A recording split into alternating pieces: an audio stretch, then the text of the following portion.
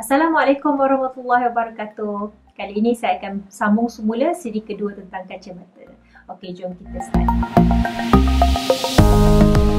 Topik kali ini adalah berkenaan tentang do's and don'ts ataupun apakah tips-tips yang perlu bagi seseorang yang menggunakan kacamata ataupun pengguna kacamata yang tekak. Okey, saya akan kongsikan 7 tips yang mana tips ni mungkin anda pernah dengar, mungkin juga anda tak pernah dengar. Tanpa membuang masa, jom kita mulakan dengan tips yang pertama.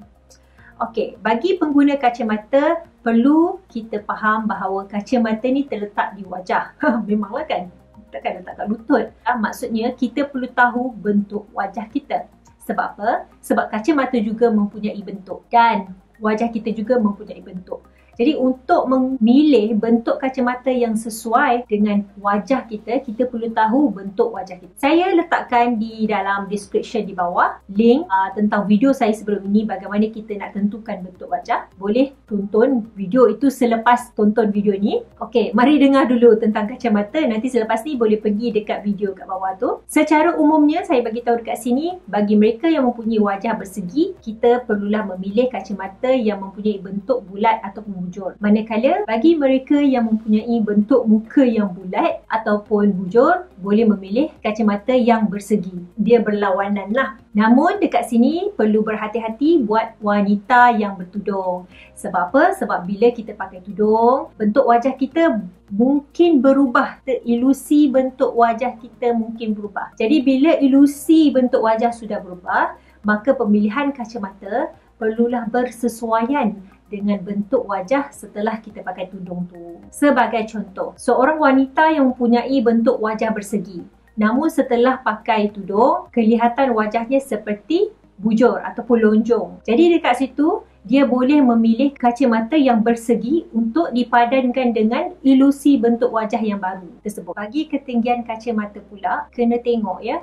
Selalunya ketinggian kacamata yang ideal adalah bingkai atas kacamata kita tidak sampai menutup kening. Manakala bahagian bawah kacamata ni tidak sampai ke lekuk hidung. Kalau cermin mata kita tu sampai ke lekuk hidung, maksudnya kacamata tu dah terlalu tinggi untuk kita. Itu adalah tanda-tanda kacamata tu tak sesuai lah dengan wajah kita sebenarnya. Yang kedua adalah, apakah warna yang sesuai bagi frame kacamata ataupun kanta kita. Okey, dekat sini saya kongsikan beberapa kaedah yang kita selalu guna untuk memilih warna. Okey, yang pertama adalah kita mengenal pasti undertone. Undertone kita bukannya warna kulit di permukaan ni. Bukan, undertone adalah warna di dalam lapisan epidermis. Agak sukar untuk kita faham sebenarnya apakah undertone ini. Tapi sememangnya setiap orang mempunyai undertone yang berbeza. Selalunya ada 3 undertone iaitu warm, cool atau satu lagi neutral. Jadi selalunya orang yang mempunyai undertone warm, dia kelihatan sedikit kuning. Kalau kulit wajahnya cerah pun seperti cerah ke kuning-kuningan. Orang kata kuning langsat. Tapi kalau orang yang mempunyai undertone cool, kalau kulitnya cerah, seperti kulit yang cerah kemerah-merahan. Bagi neutral pula, dia kulit dia mungkin cerah tapi tak merah ataupun tak kuning. Dia antara tengah-tengah. Agak sukar untuk kita betul-betul meneliti ke dalam undertone kita, tapi tak mengapa. Cara lain adalah, dah masuk topik undertone pula. Tapi tak mengapa, kalau anda nak tahu topik pasal undertone ni, nanti saya akan cerita di lain video. Cuma di sini saya mahu bagi tahu bahawa kalau nak pilih frame, kita pilih berdasarkan undertone kita. Contoh kalau undertone kita adalah cool, kita pilih warna-warna frame yang bersesuaian, yang harmoni dengan undertone cool. Seperti warna biru, warna purple, ataupun warna pink pun boleh. Sekiranya kalau kita mempunyai undertone warm, kita boleh pilih frame yang warna seperti coklat, kuning, orange. Dia sangat harmoni lah bersama. Bila kita pakai tu tak nampak janggal, cantik sahaja. Tapi terdapat satu warna yang mana semua undertone boleh pakai. Iaitu warna hitam. Warna hitam ni sebab saya kata sesuai kerana kebanyakan kita orang Asia ni rambutnya hitam. Jadi kita sebenarnya sesuai untuk pakai frame hitam. Dan frame hitam ni sebenarnya kelihatan lebih sophisticated, lebih business look, lebih formal. Jadi kalau susah sangat nak pilih warna apa yang sesuai untuk diri kita, warna frame apa yang sesuai untuk diri kita, kita pilih saja warna hitam. Boleh masuk dengan mana-mana undertone, boleh kelihatan lebih formal dan sophisticated. Seterusnya adalah tentang ketebalan bingkai atau frame. Ketebalan frame ni sebenarnya perlu seimbang dengan personality kita. Sekiranya kita mempunyai strong personality, tidak mengapa untuk memilih frame yang besar. Tapi sekiranya personality kita adalah yang biasa-biasa, tidak terlalu strong, sebaiknya kita pilih frame yang medium ataupun size yang medium ataupun kecil sahaja. Sebab kita tak mahu frame tu overshadow diri kita.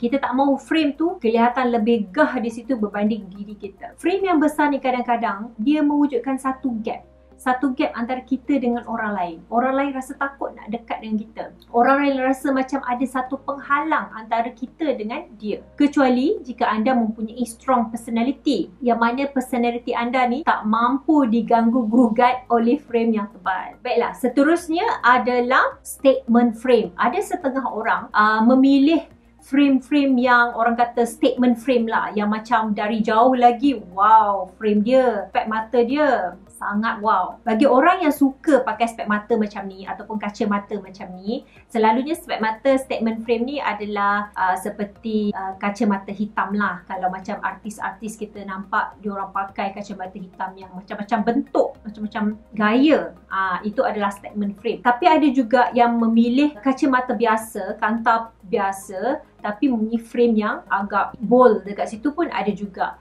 Okey, sekiranya kalau kita memilih untuk pakai statement frame begini, statement bingkai yang agak bold macam ni, pastikan bahawa kita tidak saratkan diri kita dengan aksesoris lain. Cukuplah statement frame tu saja yang menjadi aksesori buat kita. Sebab bila kita pakai statement frame ni, sebenarnya kita nak tunjuk apa? Kita nak tunjuk frame kita lah, kita nak tunjuk spek kita lah. Jadi kalau kita saratkan diri kita dengan aksesori lain, orang tak nampak pun frame kita tu. Buat apa kita nak pakai macam tu? Jadi pastikan baju ke tudung ke atau aksesori lain tidak mengganggu dan menenggelamkan statement frame. Macam orang Arab kan, selalunya diorang ni pakai baju biasa je, jubah hitam, tudung hitam. Tapi kalau tengok kepada kacamata dia ataupun sunglass dia, wow, sangat cantik. Tapi dia tak nampak sarat, dia nampak macam sangat elegan. Okey, seterusnya adalah tips bagi pengguna tegar kacamata. Saya sangat sarankan untuk anda sekurang-kurangnya mempunyai 3 kacamata. 1, kacamata dekat rumah, yang mana anda buka tudung. Kedua adalah kacamata ketika anda pakai tudung. Dan seterusnya adalah sunglass ataupun kacamata hitam untuk kita pakai sewaktu panas yang terik, bagi melindungi mata kita lah. Sebab apa saya cakap macam ni? Sebab saya rasakan bahawa bila kita duduk dekat rumah, kadang-kadang kita tertidur lah, kadang-kadang kita tak tahu kita letak mana lah. Lepas tu kita menggunakan kacamata yang sama untuk kita pakai di luar rumah dan berjumpa dengan orang lain. Jadi rasa tak sesuai sangat sebab kadang-kadang spek mata tu dah tak berada dalam keadaan yang baik untuk kita pakai. Jadi sebab tu saya kata kalau dekat dalam rumah tu, bolehlah kita invest dengan sesuatu spek mata yang orang kata mungkin kalau patah pun kita tak rasa alat sangat lah kan. Untuk keluar rumah, kita siapkan satu spek mata yang memang kita akan pakai bila keluar rumah saja. Ini orang kata kalau kita mampulah untuk adakan, ya. Kalau kita tidak mampu untuk adakan semua tu, sebaik-baiknya kita pilih satu cermin mata yang mana bingkai tu atau bentuk cermin mata tu sesuai untuk dipakai di luar rumah dan juga di dalam rumah. Seterusnya adalah elok juga untuk kita invest satu kacamata yang agak berkualiti untuk kita pakai. Dia macam kita beli kasut yang mahal, yang berkualiti. Keadaan dia, keselesaannya sangat berbeza, betul tak? Sama juga dengan cermin mata. Lebih-lebih lagi kalau sekiranya kita membeli cermin mata yang memang kita nak pakai berjumpa dan berurusan dengan orang, berurusan penting pula tu kan. Jadi kita eloklah kita invest satu cermin mata yang agak berkualiti untuk kita pakai supaya kita rasa selesa, supaya kita rasa confident dengan kita punya gaya, kita punya penampilan. Dan yang terakhir adalah pastikan kita tahu bila masanya untuk kita ganti cermin mata kita. Apakah tanda-tandanya? Saya yakin buat orang yang pakai cermin mata, dia tahu apakah tanda-tanda bila harus diganti cermin mata tu. Antaranya adalah pertama, of course, bila cermin mata tu patah atau pecah atau bengkok dan sebagainya, itu memang kena gantilah.